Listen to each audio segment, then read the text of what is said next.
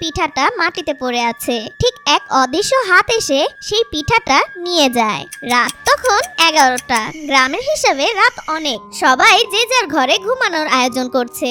ইয়ামিন আর তার মা এক ঘরে, পাশের ঘরে তার নানি আর শ্রাবণী। লেপের উষ্ণতা পেয়ে ইয়ামিনের দু চোখে ঘুম জড়িয়ে এলো, কিন্তু ইয়ামিনের পেটে তখন অন্যরকম কথা বলছে। অতিরিক্ত নারকেল আর গুড় পেটে গিয়ে যেন যুদ্ধ শুরু করেছে। ঘুমের মধ্যে ইয়ামিন স্বপ্নে দেখে একটা বিশাল কাক তার পেটের উপরে নাচছে আর বলছে, পিঠা দে, পিঠা দে।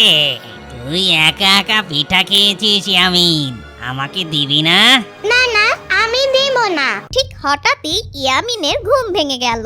পেটের ভেতরে গুড় গুড় গুড় গুড় শব্দ শুরু হলো। ইয়ামিনের মনে হচ্ছে ইয়ামিনের পেটের নাড়িভুড়ি সব যেন পেঁচিয়ে যাচ্ছে। ওহ মারে, পেটটা এমন মোচড়াচ্ছে কেন?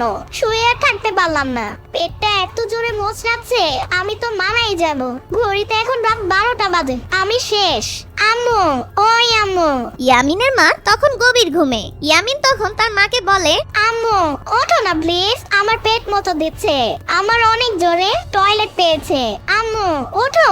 তখন ইয়ামিনের মা ঘুমের ঘরে বলে, ধুর ইয়ামিন, কালকে সকালে যাও, এখন ঘুমাও। আম্মু রে, সকাল পর্যন্ত আমি আটকে রাখতে পারবো না। আম্মু এখনই উঠো, আমার খুব জোরে টয়লেট পাইছে। নারকেল পিঠা খায়া আমার পেটটা গুড়গুড় করতেছে। ঠিক তখনই ইয়ামিনের মা অনেক বিরক্ত মুখে উঠে সে বলে, তোরে না মানা করছিলাম এত পিঠা খাইতে? রাক্ষসের মতন গিললে তো পেট খারাপ হবেই। এখন যাও, একা একা বাথরুমে যাও, আমি যাইতে পারবো না। ইয়ামিন তখন ভয় কুকড়ে বলে, আমি একা যাব? তুমি জানো না বাথরুমটা ওই বাঁশঝাড়ের নিচে? নানি আমাকে বলছে ওইখানে ভূত থাকে। আমি একা যাইতে পারবো না, তুমি চলো। ইয়ামিন, এত বিরক্ত করতেছো কেন? একটু কষ্ট করে আটকায় রাখো সকাল পর্যন্ত। এত রাতে আমাকে টানাটানি করো না। গ্রামের বাড়ি, বাইরে কত ঠান্ডা পড়ছে, আর আমার হালকা ভয়ও লাগতাছে। আমি বাইরে যাইতে পারবো না। ঠান্ডা হোক আর যাই হোক, তুমি আমার টয়লেটে নিয়ে যাবে কিনা সেটা বলো। তুমি না গেলে কিন্তু আমি এখানেই ছাইড়া দেবো। এটা কিন্তু ইয়ামিনের আলটিমেটাম। ইয়ামিনের মা আর দেরি না করে দরজা খুলে ইয়ামিন আর ইয়ামিনের মা বাইরে বের হলো।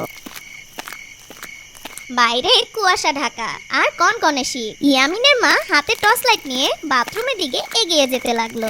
তারা তখন দুজন মিলে বাথরুমের সামনে যায়। ইয়ামিন বাথরুমে ঢুকলো, মা বাইরে দাঁড়িয়ে আছে। পানির নিচে ডলফিনটা তো জঙ্গলের মতন, হে ডাকটা জঙ্গলের মতন। পানির নিচে